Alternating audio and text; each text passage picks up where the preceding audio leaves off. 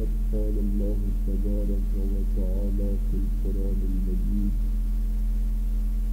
أعوذ بالله من الشيطان الرجيم بسم الله الرحمن الرحيم إن الله يأمر بالعدل والإحسان وإيتاء ذي القربى وينهى عن الفحشاء والمنكر والبغي يعظكم لعلكم تذكرون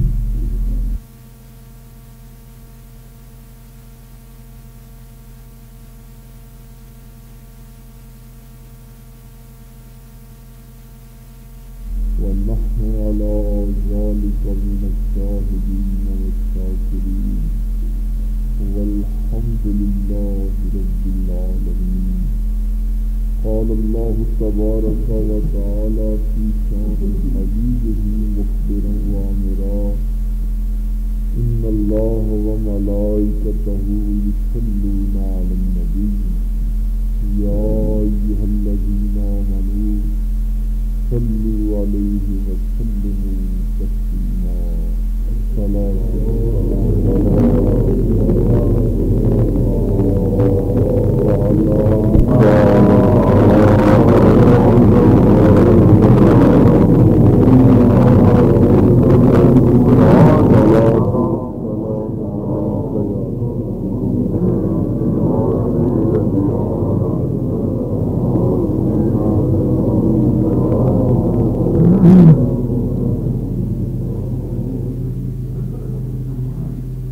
اللہ رب العزت کی حمد و ثنا کے بعد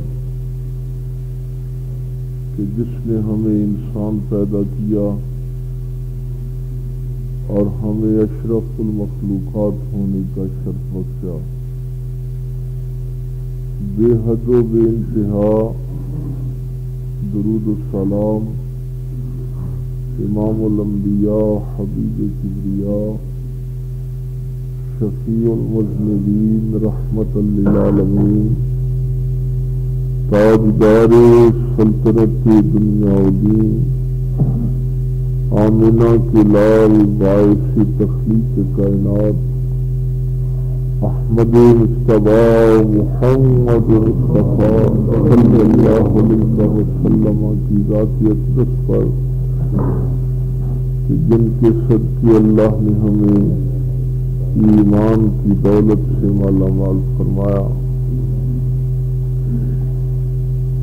نہایت ہی واجب الاحترام معزز سامعین، بزرگوں، دوستوں، عزیز بھائیوں، ہماری جو پچھلی گفتگو تھی درس قرآن کے حوالے سے وہ دین اور شریعت ان دونوں کی تشریح کے لیے وقف تھی، اور اس میں نے آپ سے عرض کیا تھا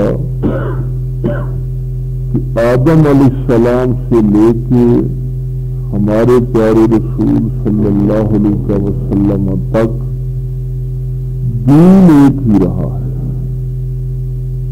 دین میں کوئی اختلاف نہیں ہے۔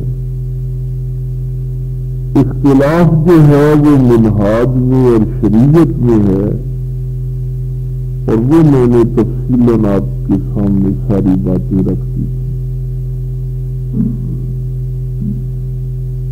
پہلے وہ میں بغیر فاقد صاحب کو عرض کر دوں، وفی انفسکم جو ہے نا یہ اللہ کی شان ہے، یعنی اللہ جو ہے وہ ہر نفس میں موجود ہے۔ نبی پاک جو قریب ہیں والنبی اولیٰ بالمؤمنین من انفسہم، اس آیہ کریمہ کے حوالے سے تو دین ہم نے سمجھنے کی کوشش کی کہ تمام انبیاء کرام نے ایک ہی دین کی دعوت دی، دین میں کوئی اختلاف نہیں ہے۔ اور یہ دین ہے کیا؟ ان الدین عند اللہ الاسلام، اللہ کے نزدیک دین صرف اسلام، اسی لیے اللہ تعالیٰ نے فرمایا ہوا سماکم المسلمین من قبل وفی ھذا، یہ 17ویں پارے کی آیت آخری آیا مبارکہ کا جملہ ہے۔ اللہ تعالیٰ نے فرمایا کہ جو تم سے پہلے اس دین کو ماننے والے تھے ان کا نام بھی ہم نے مسلمان ہی رکھا تھا، من قبل وفی ھذا، تو تم سے پہلے بھی لوگ جو اس دین کو مانتے تھے وہ مسلمان تھے، اور تمہارا نام بھی اللہ نے مسلمان ہی رکھا ہے۔ تو دین کی میں نے عرض کی تھی کیونکہ یہ بڑی بنیادی بات ہے، آپ بڑی محنت کر کے تشریف لاتے ہیں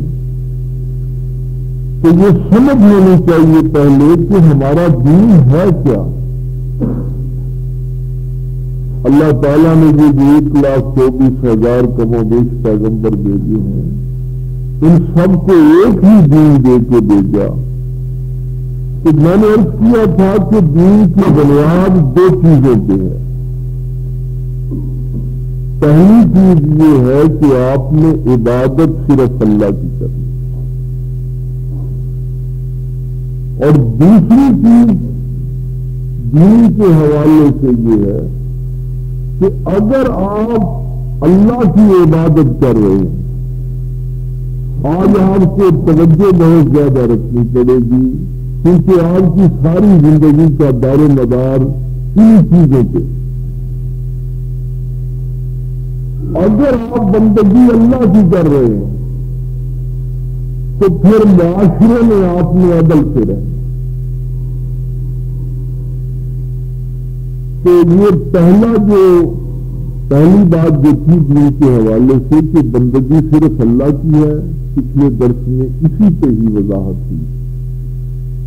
اور بندگی یہ نہیں ہے کہ آپ نے یہ جو پریکٹس کی ہے رکوع سجود کی کہ آپ نے نماز پڑھ لی ہے، روزہ رکھ لیا، حج کر لیا، زکات دے لی ہے، یہ صرف بندگی نہیں ہے۔ بندگی یہ ہے کہ آپ نے اکیلے بیٹھ کے اس بات کا فیصلہ کرنا ہے، ایک ڈسیزن لینا ہے کہ میں مالک ہوں یا کسی کی ملکیت ہوں۔ یہ بندگی کی پہلی چیز ہے جہاں سے یہ بات شروع ہوتی ہے۔ اگر آپ نماز پڑھ کے بھی اپنے آپ کو چیزوں کا مالک سمجھتے ہیں تو آپ اپنے آپ کو خدا سمجھ رہے ہیں، آپ ایک بندے نہیں بنے۔ اسی لیے اس آیہ مبارکہ کا ترجمہ جو اولیاء کرام نے کیا ہے وما خلقت الجن والانس الا لیعبدون، تو اس میں یہی بات بیان کی گئی ہے کہ اللہ نے جنوں اور انسانوں کو اپنی معرفت کے لیے پیدا کیا، اس لیے کہ انسان عبادت کر ہی اس وقت سکتا ہے جب اس کو کسی چیز کی معرفت آتی۔ تو معرفت کے بغیر اگر آپ رکوع سجود کرتے رہیں گے تو وہ عبادت بندگی کے درجے میں نہیں پہنچتی۔ اور اسی حوالے سے میں نے، کیونکہ آج وہ دوسری شک تھی جس سے آج ہم نے گفتگو کرنی ہے کہ بندگی اللہ کی کرنی ہے اور معاشرے میں تم نے عدل سے رہنا۔ یہ جو آیا مبارکہ میں نے آج تلاوت کی ہے،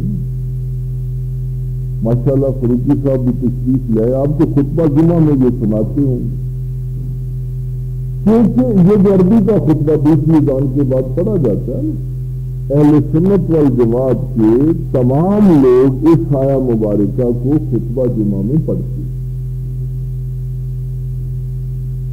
اللہ تعالیٰ نے حکم دیا ہے ان اللہ یامر بالعدل، بے شک اللہ تعالیٰ تمہیں عدل کا حکم دیتا ہے، والانسان اور انسان کا حکم دیتا ہے، وَإِيتَاءِ ذِي الْقُرْبَى اور صلہ رحمی کا حکم دیتا ہے، وَيَنْهَىٰ عَنِ الْفَحْشَاءِ وَالْمُنكَرِ اللہ تعالیٰ تمہیں بے حیائی، برائی والبغی اور ہر کسی سے روکتا ہے. جائز حکم یہ تمہارے لیے نصیحت ہے. حضرت اکرمہ رضی اللہ تعالیٰ نے فرماتے ہیں کہ نبی پاک صلی اللہ علیہ وسلم نے جب یہ آیا مبارکہ ولید بن مغیرہ کو سنائی، جو اسلام کا بہت بڑا دشمن،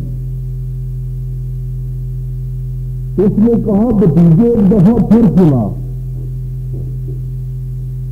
جب نبی پاک صلی اللہ علیہ وسلم نے دوبارہ اس آیا مبارکہ کو پڑھا تو اس نے کہا یہ کسی بشر کا کلام نہیں. اتنا سکون پوری زندگی کا راز اس میں بیان کر دیا گیا. اب یہاں پہ یہ جو میرے نوجوان طبقہ ہے، پڑھے لکھے لوگ ہیں، عدل کا معنی ہم اردو میں انصاف کرتے، لیکن جو قریب المعنی ہے عدل کا معنی نہیں. انصاف کا لفظ پتہ ہے کہاں سے نکلا؟ نصف سے نکلا ہے نا، آدھا آدھا برابر برابر کر دے. عدل کا معنی یہ نہیں. عدل کا معنی اللہ تعالیٰ نے خود بیان فرمایا سورہ رحمان میں، فرمایا وَالسَّمَاءَ رَفَعَهَا وَوَضَعَ الْمِيزَانَ، ہم نے آسمان کو بلند کیا اور اس کا ایک توازن جو تھا وہ قائم کر. اللہ تطغوا فی المیزان، لوگوں اب اللہ کے توازن میں طغیان پیدا نہ کرے، فساد برپا نہ کرے. وَأَقِیمُوا الْوَزْنَ بِالْقِسْطِ، اور اس میزان کے ساتھ تم نے عدل کو، قسط کو جو ہے وہ قائم رکھنا. اس کو میں عرض کر دیتا ہوں، آپ کو سمجھ آ جائے گی. بات ذرا تھوڑی سی کیونکہ باریک ہے اور ہماری پوری زندگی کا احاطہ کیے ہوئے. انصاف پتہ کیا ہے؟ انصاف یہ ہے کہ میں تنخواہ لے کے آتا ہوں، میں کس کے لیے پیسے کماتا ہوں؟ اولاد کے لیے کماتا ہوں نا. ساری توجہ میرے بچوں کے لیے. اب میں تنخواہ لے کے آؤں، انصاف کا تقاضا یہ ہے برابر برابر تقسیم کرنا، نصف کرنا. تو میں اپنے بچوں کو بٹھاؤں اور سب کو ایک جیسے پیسے تقسیم کر کے دوں، یہ انصاف ہے. لیکن اللہ عدل کا حکم دیتا، توازن کا حکم دیتا. توازن کیا ہے کہ ایک میرا بچہ جو ہے وہ کالج میں پڑھتا ہے، ایک یونیورسٹی میں پڑھتا ہے، ایک پرائمری اسکول میں پڑھتا ہے. یہ بات پتہ میں نے کیوں شروع کی؟ ہمارے یہاں اکثر لوگ یہ سوال کرتے ہیں، وہ کہتے ہیں جی کہ جب اللہ نے کسی کو برابر نہیں دیا تو ہم کون ہیں برابر کرنے والے؟ اور یہ بڑی دکھ والی بات ہے. سورہ یاسین کا اگر آپ مطالعہ کریں تو وہاں پر اللہ تعالیٰ نے یہ بات جو ہے وہ بیان فرمائی.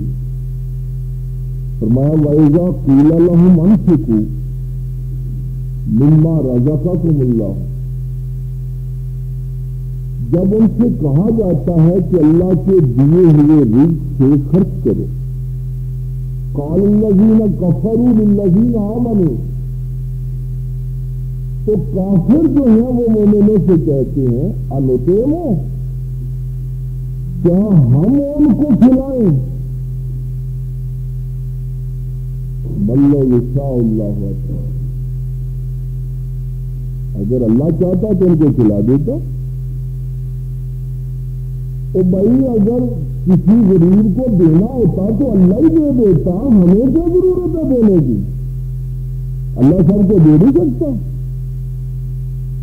یہ مکے کے مشرک جو ہیں یہ مسلمانوں کو جواب دے رہے ہیں، اور اس کو سورہ یاسین میں اللہ تعالیٰ نے بیان کیا. یہ بات میں نے اس لیے کی ہے کہ اگر کہیں آپ کے ذہن میں یہ بات آئے تو اللہ تعالیٰ نے فرمایا وہ لوگ گمراہ ہیں جو یہ بات کہتے ہیں، اس لیے کہ غرباء کو دینے کا حکم بھی تو اللہ ہی کر رہا ہے نا، وہ حکم کون کر رہا ہے؟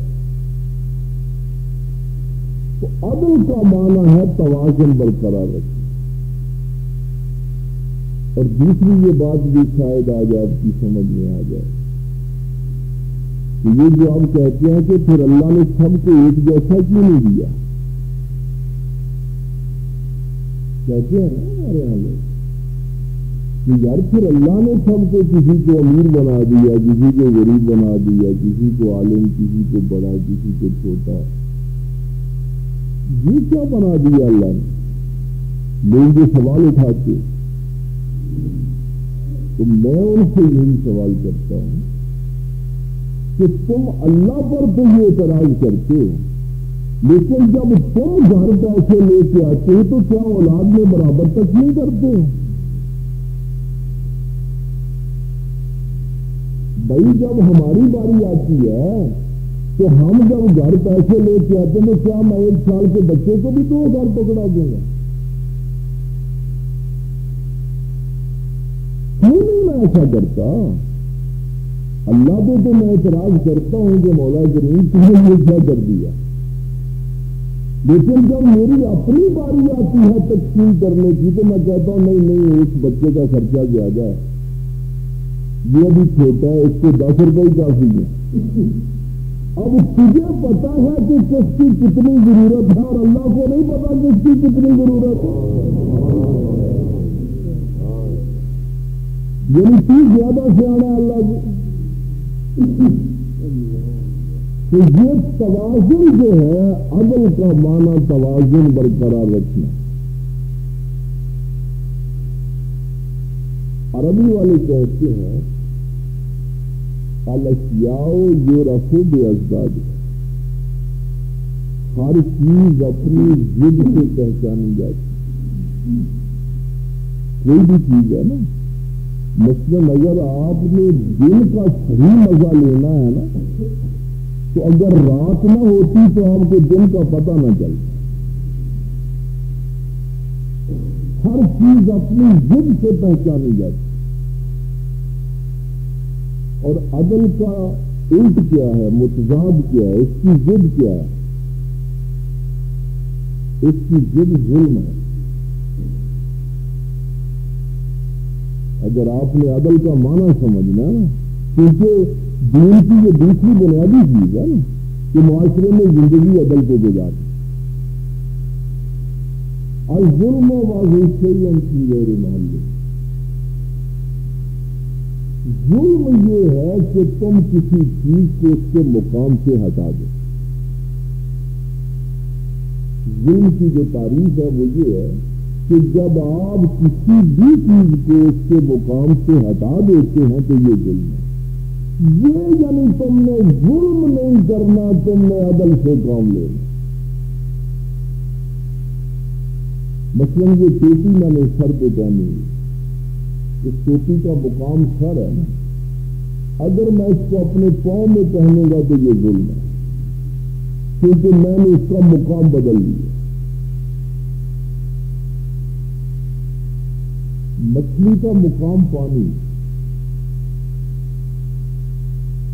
اگر آپ مچھلی کو پانی سے نکال کے نرم مخمل کے بستر میں لٹا دیں،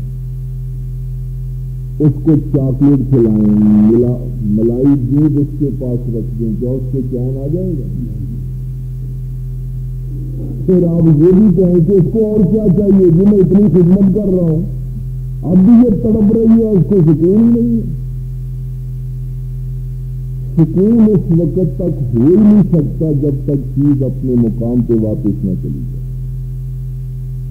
اسی لیے انسان اضطرار کی حالت میں رہتا ہے جب تک وہ اپنی اصل یعنی مٹی کی طرح واپس نہیں پلٹ جاتا۔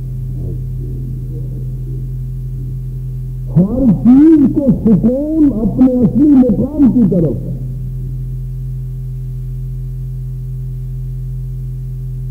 اب ہمارے کچھ نوجوان آج کل بڑے اس بات کا، کیونکہ میرے ساتھ ایسے معاملات پیش ہوتے رہتے ہیں آ کے پتہ کیا کہتے ہیں؟ سب دیکھو ابا جی کو ہم اچھے کپڑے دیتے ہیں، اچھا کھانا دیتے ہیں، جتنی ان کو پیسے کی ضرورت ہے وہ بھی دیتے ہیں۔ پھر اگر انہوں نے اپنی بیٹیوں کے پاس، رشتے داروں کے پاس جانا ہو تو ہم گاڑی فراہم کرتے ہیں، لیکن ابا جی پھر بھی بے چین ہی رہتے ہیں۔ پتہ نہیں ابے کو کیا ہو گیا۔ ان کو میں یہ مثال دیتا ہوں کہ آپ مچھلی کو نرم بستر بھی دیں، اس کو ساری کائنات کی محنتیں بھی دیں، لیکن جب تک اس کو پانی میں واپس نہیں لے جائیں گے وہ تڑپتی رہے۔ اب ابا پریشان اس وجہ سے ہے کہ آپ نے ابے کو ابے والا مقام نہیں دیا، تو سکون کیسے، اس کا اضطرار کیسے دور ہو؟ قرآن نے کہا ان الشرک لظلم عظیم، شرک جو ہے یہ ظلم عظیم ہے۔ کیوں ظلم عظیم ہے؟ اس لیے کہ شرک میں آپ اللہ کے مقام کو اس مقام سے ہٹانے کی کوشش کرتے۔ کبھی کہہ دیتے ہیں میرا پیر اللہ ہے، یہ بھی بدماشی شروع ہو گئی ہے۔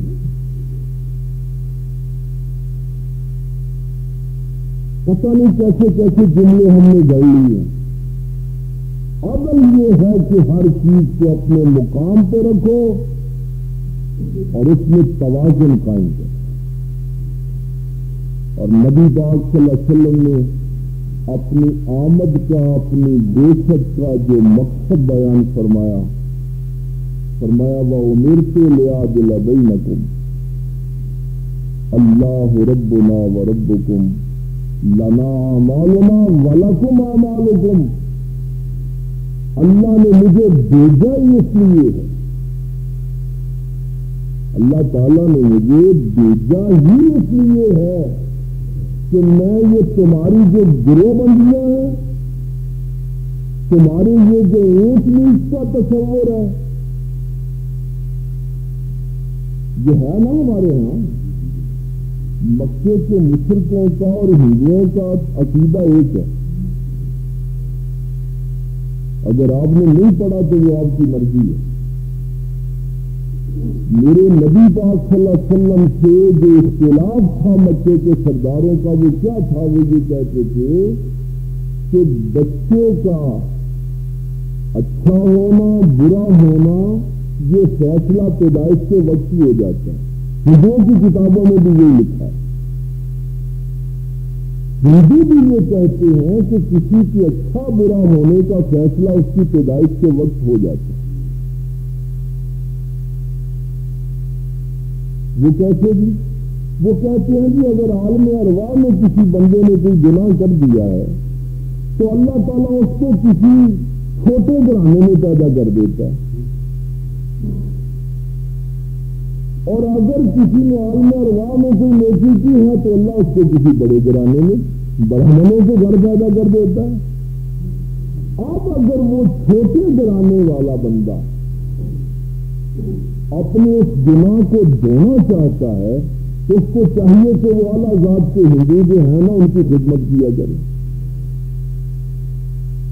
لیکن میرے نبی پاک صلی اللہ علیہ وسلم فرماتے ہیں یہ نہیں، فیصلہ پیدائش کے وقت نہیں ہوتا، فیصلہ تو اعمال اور تقوی کی بنیاد پہ ہوتا ہے۔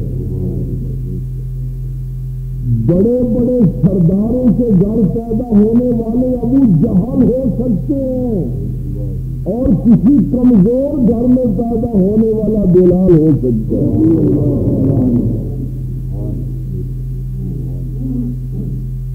یہ اس نظریے کی مخالفت تھی کہ انسان کا اچھا برا ہونا جو ہے وہ اس کے اعمال کی بنیاد پہ ہے۔ یہ نہیں ہے کہ یہ کسی چودھری کے گھر پیدا ہوا، یہ کسی کمی کے گھر پیدا ہوا۔ آج وہ چیز مجھے دکھ ہوتا ہے کہ ہم مسلمانوں کے اندر پیدا ہو گئے۔ ہماری زوال کا سب سے بڑا سبب یہ ہے کہ جس عادل کو اب کیا ہوتا ہے؟ سرکار ابو بکر صدیق رضی اللہ تعالیٰ عنہ بیٹھے، سرکار عمر فاروق بیٹھے، حضرت بلال آ جاتے ہیں اور وہ ہاتھ باندھ کے کھڑے ہو جاتے ہیں۔ یہ تصور کس نے دیا؟ یہ پہلے تو نہیں تھا نا، پہلے تو یہ تھا کہ سردار کا بیٹا ہی سردار ہوتا ہے۔ یہ سارے کا سارا بے دینی اور جہالت کا معاملہ تھا۔ سرکار عمر فاروق مسجد میں بیٹھے ہیں، مکے کے رؤسا آ گئے، بڑے بڑے لوگ آ گئے، پیغام بھیجا، امیر المومنین نے فرمان کو باہر بٹھاؤ، میں بھی فارغ نہیں۔ اتنی دیر میں پیغام آیا کہ بلال آئے ہیں۔ سرکار عمر فاروق کھڑے ہو گئے، استقبال کے لیے آگے گئے۔ ابو سفیان نے کہا کہ یہ بھی وقت آنا تھا، کبھی وہ وقت تھا کہ ہم سرداروں کے راستے میں پھول بچھائے جاتے تھے، آج ایک غلام کو ہم سرداروں پہ ترجیح دی گئی۔ سرکار عمر فاروق رضی اللہ تعالیٰ نے فرمایا، آپ نے فرمایا ابو سفیان، جس دن اسلام کو قربانی کی ضرورت پڑی وہ تو نے دی تھی یا بلال نے دی تھی؟ جب تبتے ہوئے کوئلوں پہ لیٹنا پڑا وہ تو لیٹا تھا یا بلال لیٹا تھا؟ اور سن لے، میں کون ہوں؟ حضور آپ امیر المومنین ہیں، ہمارے بادشاہ ہیں، تمام مجھے بادشاہ امیر المومنین مانتے ہو تو پھر سنو اور دماغ سے یہ سارا گند نکال دو، بلال میرا بھی سردار ہے۔ تم سارے تو مجھے بادشاہ کہتے ہو نا، بلال میرا بھی شہنشاہ ہے، میرا بھی بادشاہ ہے۔ تو یہ وہ تصور تھا جو نبی پاک صلی اللہ علیہ وسلم نے دیا کہ کسی کے اچھا برا ہونے، کسی کے بڑا چھوٹا ہونے کا تعلق یہ نہیں ہوتا کہ وہ کسی بڑے گھر میں پیدا ہو گیا، اس کے اعمال کی بنیاد پہ ہوتا ہے۔ یہی عدل کی پہلی چیز ہے۔ لیکن آج ہمارے یہاں کیا ہے کہ اگر کسی پیر کے گھر کو پیدا ہو گیا ہے تو اس کے ہاتھ ہی کے انگلے ہیں، اس لیے کہ پیر کے گھر پیدا ہوا ہے نا۔ کسی انٹیے کے گھر پیدا ہو گیا تو اس میں چودھری ہونا۔ وہ جو ہندوؤں اور مشرقوں والا تصور تھا صاحبزادگی کا، وہ تصور ہمارے ہاں آ گیا اور ہم اس کے پیچھے چل پڑے۔ میں نے شاید پچھلے پروگرام میں بھی یہ بات کہی کہ کوئی قیامت والے دن اس سے کہہ سکتا تھا کہ مولا کریم کیا حسین کو جنت کی سرداری اس لیے دی گئی ہے کہ یہ نبی آخر زمان کا نواسا ہے، جو بڑے گھر میں پیدا ہو گیا، نمازیں تو ہم نے اس سے زیادہ پڑھی ہیں، عمریں ہماری زیادہ تھی، روزے ہم نے زیادہ رکھے ہیں، اگر سرداری دی ہے تو امتحان بھی اتنا ہی بڑا لیا۔ قیامت کے دن کسی کی ضرورت نہیں کہ وہ کہہ سکے کہ میں نے حسین سے بڑی نماز پڑھی۔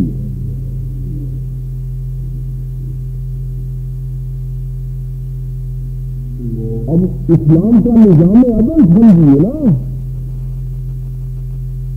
اگر نبی پاک کا نواسا سرداری کے لیے اتنی بڑی قربانی دے گا تو آج کے پیر کا بچہ کیسے بڑا ہو سکتا ہے کہ میں پیر کے گھر پیدا ہو گیا ہوں، میں کسی چودھری کے گھر پیدا ہو گیا ہوں؟ یہ ممکن ہی نہیں۔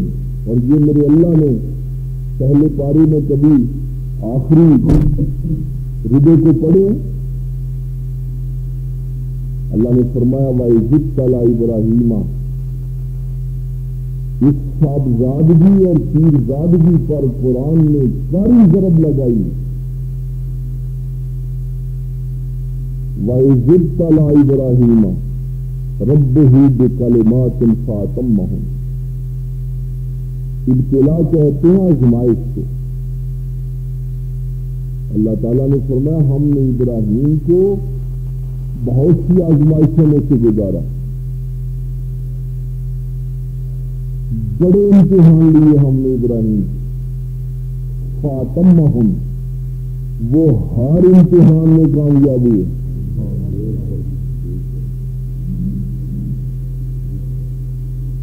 اب دیکھیے قَالَ إِنِّي جَاعِلُكَ لِلنَّاسِ إِمَامًا.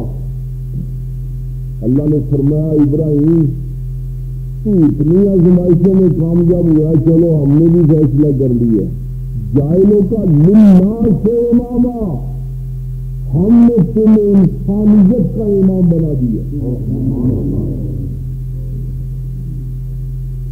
انسانوں کا امام بنایا. ابراہیم علیہ السلام کو جب یہ شرف عطا ہوا, یا کلمہ بھی چل رہی ہے, ختم نہیں ہوئی. قال ومن ذریتی, مولا مجھے تو یہ اعزاز دیا, میری اولاد کو کیا دیا؟ اللہ کے نبی نے سوال کر دیا. اللہ قال ومن ذریتی, مولا میری ذریت کا کیا کیا؟ قرآن میں اور مقامات سے آل ابراہیم کا بڑا ذکر ہے. حضرت ابراہیم علیہ السلام کی آل کا بڑا ذکر ہے. فرمایا وَجَعَلْنَا فِي ذُرِّيَّتِهِ النُّبُوَّةَ وَالْكِتَابَ, ہم نے ابراہیم کی اولاد کو نبوت بھی دی, کتاب بھی دی. إِنَّ اللَّهَ اصْطَفَىٰ آدَمَ وَنُوحًا وَآلَ إِبْرَاهِيمَ وَآلَ عِمْرَانَ عَلَى الْعَالَمِينَ. اللہ تعالیٰ نے پورے تمام عالمین میں آدم کو, نوح کو, آل ابراہیم کو اور آل عمران کو منتخب کر لیا ہے. ان اللہ اصطفیٰ, اسی سے لفظ مصطفیٰ ہے. مصطفیٰ کا معنی ہے منتخب. تو اللہ نے منتخب کیا ان کو. لیکن یہاں پہ جب ابراہیم علیہ السلام نے یہ بات کہی, قال ومن ذریتی, مولا میری اولاد, میرے اللہ نے فرمایا لا ینال عہد الظالمین. ابراہیم, یہ جو امامت کا وعدہ ہے یہ ظالموں کے ساتھ نہیں ہے. اگر تیری اولاد میں سے کوئی ظالم اٹھ کے کہے کہ میں ابراہیم کا بیٹا ہوں, تو یہ عزت اس کے لیے نہیں ہے. تیری اولاد کو کتاب بھی دیں گے, نبوت بھی دیں گے, سرداری بھی دیں گے, لیکن یہ وعدہ ظالموں کے ساتھ نہیں. ابو لہب اٹھ کے یہ نہیں کہہ سکتا کہ میں بھی آل ابراہیم میں سے, اس لیے میں عزت والا ہوں.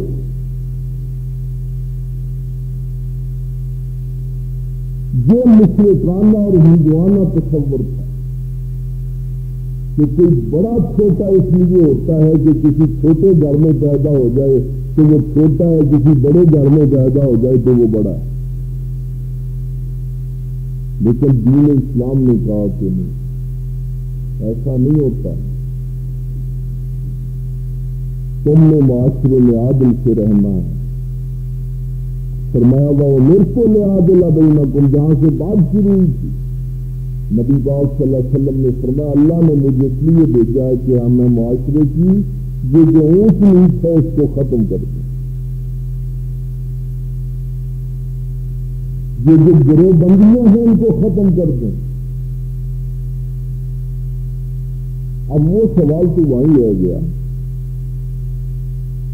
کہ اس دنیا میں کوئی رشتہ برابری کا رشتہ نہیں ہے. جہاں سے انصاف کی ہم نے بات شروع کی, باپ بیٹے کے برابر نہیں ہوتا, شاگرد استاد کے برابر نہیں ہوتا, مرید پیر کے برابر نہیں ہوتا, ماں بیٹی کے برابر نہیں ہوتی، چچا بھتیجے کے برابر نہیں ہوتا۔ اس دنیا میں کوئی بھی ایسا رشتہ نہیں ہے جو برابری کا ہو، لیکن دین عدل کی بات کرتا ہے، اللہ عدل کی بات کرتا ہے، تو وہ برابری دی پھر ہمارے دین میں، یہ برابری دی۔ جب قرآن نے برابری دی تو فرمایا انما المؤمنون اخوہ، تمام مومن آپس میں بھائی بھائی ہیں۔ نبی پاک صلی اللہ علیہ وسلم نے فرمایا المسلم اخو المسلم، مسلمان مسلمان کا بھائی ہے۔ اگر آپ کی توجہ ہے تو میں جملہ کہنے لگا، اس دنیا میں کوئی رشتہ برابری کا نہیں ہے، اگر کوئی رشتہ برابری کا ہے تو وہ صرف بھائی کا رشتہ ہے۔ اس دنیا میں ایک ہی رشتہ ہے نا برابری کا، باپ کی وراثت میں بھائی ہی برابر ہوتے ہیں۔ تو اللہ رسول نے جب برابری دینی تھی انسانیت کو تو پھر فرمایا کہ تم بھائی بھائی، کسی اور رشتے سے پکارا ہی نہیں۔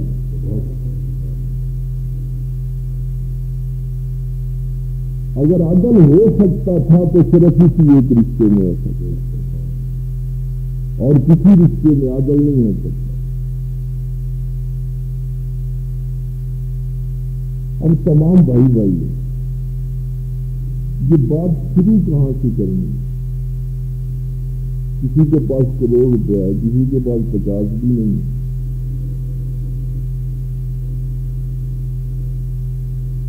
فرمایا یہ بات عزت سے شروع کرنی، تمہاری عزت برابر ہے، برابری عزت سے شروع ہوگی۔ تقویٰ معیار ہے نا، کوئی بڑا ہے تو اپنے تقوی کی بنیاد پہ، مال و متاع خاندان کی وجہ سے نہیں ہے۔ حضرت معاذ کو یمن کا گورنر بنایا، گھوڑے پہ سوار کیا، میرے نبی پاک صلی اللہ علیہ وسلم پیدل ساتھ چلے، شہر کے باہر تک چھوڑ کے آئے اپنے غلام کو۔ فرمایا دیکھو یمن کے لوگ یہودی ہیں، پڑھے لکھے ہیں، عالم ہیں، ان کا مال نہ لوٹنا، ان کا خادم بن کے رہنا، ان کے حقوق کا خیال رکھنا۔ اگر کوئی مسلمانوں کا دشمن بھی تیرے سامنے آ جائے تو عدل کرنا، مسلمانوں کا دشمن بھی سامنے آ جائے تو عدل کرنا۔ مظلوم کی فریاد اللہ تک پہنچتی، اور ظالم کو اللہ کے عذاب سے کوئی بچا نہیں سکتا۔ ظلم نہ کرنا کسی کے۔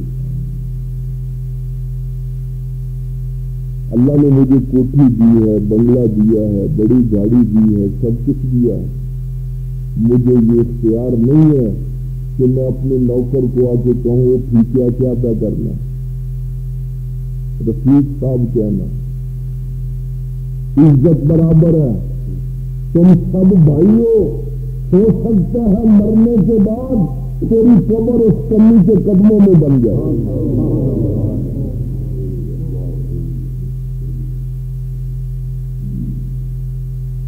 ایک شخص نے آ کے کہا میرے دل سے تکبر ختم نہیں ہوتا، حسد ختم نہیں ہوتا۔ ارشاد ہوا جب لوگ نماز پڑھیں گے نا تو سب سے پچھلی صف میں مسکینوں کے قدموں کے پیچھے سجدہ ادا کرنا، ان کے قدموں کو سب سے اللہ تیرے دل کو پاکیزگی دے دے۔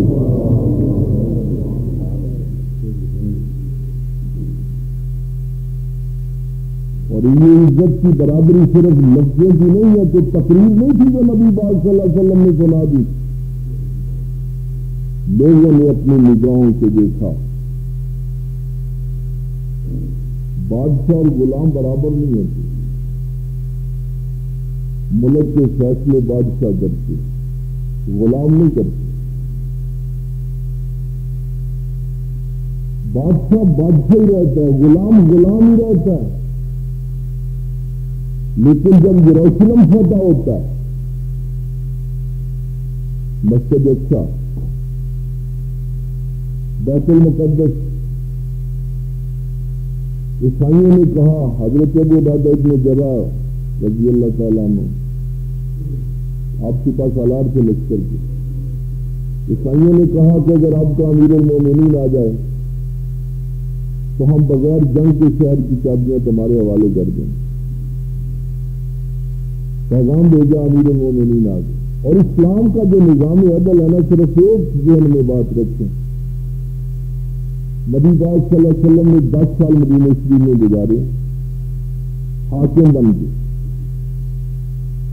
اور 10 سالوں میں 27 غزوات ہوئے، 27 جنگیں 10 سالوں میں کافروں کے ساتھ، جن میں نبی پاک صلی اللہ علیہ وسلم نے خود حصہ لیا. اس کو غزوہ کہتے ہیں. باقی فریے تو علیحدہ ہے، لیکن 10 سالہ دور حکومت میں 27 غزوات میں صرف 120 مسلمان شہید ہوئے اور 150 کافر مارے گئے. کوئی تصور کر سکتا ہے؟ اس لیے کہ جہاں عدل ہوتا ہے وہاں امن ہوتا ہے.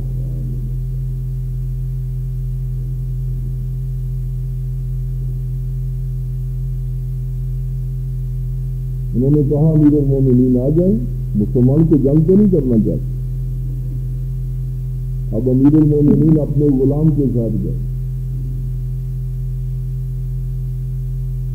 میں اسی لیے کہتا ہوں کہ ہم کسی مولوی یا کسی پیر کے امتی نہیں ہیں، ہم نبی پاک صلی اللہ علیہ وسلم کے امتی ہیں. اور یہ وہ ہستی ہے جس کے متعلق میرے پاک پیغمبر صلی اللہ علیہ وسلم فرمائے، میرے بعد اگر کوئی نبی ہوتا تو عمر فاروق ہوتا. 14ویں صدی کے کسی پیر کو تو یہ مقام حاصل نہیں ہے. سواری ایک ہے، ایک منزل تک بادشاہ امیر المومنین سواری پہ بیٹھتے ہیں اور اگلی منزل تک غلام سواری پہ بیٹھتا ہے. عزت میں جو برابری، عدل جو ہے وہ کیا ہے؟ اس سے غلام امیر المومنین نہیں بن گیا، لیکن دنیا کو بتایا کہ یہ ہے ہمارے نبی کا دین، یہ ہے نظام عدل. اب جب شہر قریب آیا نا تو عیسائی سارے باہر نکلے، مسلمانوں کے امیر آ رہے ہیں، بادشاہ آ رہے ہیں، لیکن باری آ گئی غلام کی سواروں میں. عرض کی حضور سارا شہر باہر آیا ہوا ہے، عیسائی کیا کہیں گے؟ فرمایا ہمیں یہ جو عزت ملی ہے کوئی کافروں کی وجہ سے ملی ہے. آج اگر ہم پوری دنیا پہ غلبہ حاصل کیے ہوئے ہیں تو اپنے نبی کے صدقے کیے ہوئے ہیں.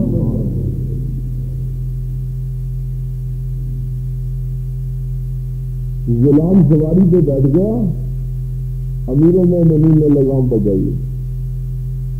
آج کل تو مریضوں کو پیر کی کار کی ڈگری نصیب ہوتی ہے نا، پتہ نہیں یہ دین کہاں سے آ گیا، میری سمجھ میں تو نہیں ہے. صحابہ نے حضور صلی اللہ علیہ وسلم سے سیکھا تھا یہ دین کہ امیر المومنین ہے، مقام یہ ہے کہ رات کو ستاروں جتنی لیتی ہیں. میرے باپ کو نبی ہوتا تو عمر فاروق ہوتا، لیکن دنیا کو بتایا کہ نہیں، میرے نبی پاک مسلمانوں کو بھائی بھائی بنا کے گئے، ہماری عزت ایک ہے. کوئی بادشاہ بھی ہو جائے تو اس کی اور غلام کی عزت ایک ہے.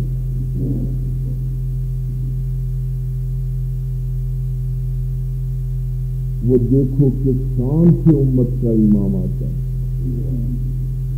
خود تو پیدل ہے، سواری پہ غلام۔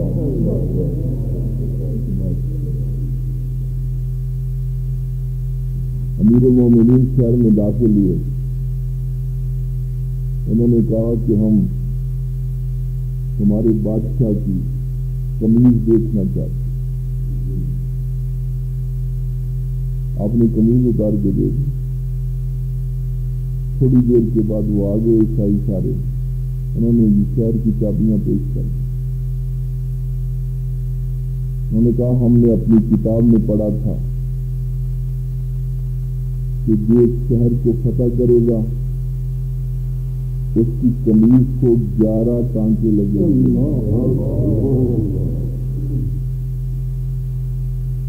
ہم نے آپ کے بادشاہ کو، امیر کو بلایا ہی اس لیے ہے کہ ہم وہ نشانی دیکھ لیں، اگر وہ ہے تو پھر تو ہم نے جانا ہی جانا ہے۔ تو ہم نے وہ نشانی دیکھ لی۔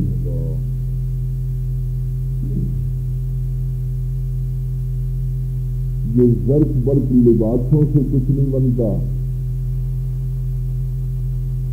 نظام عادل جو نہیں ہے کہ عدالت میں جانا ہے،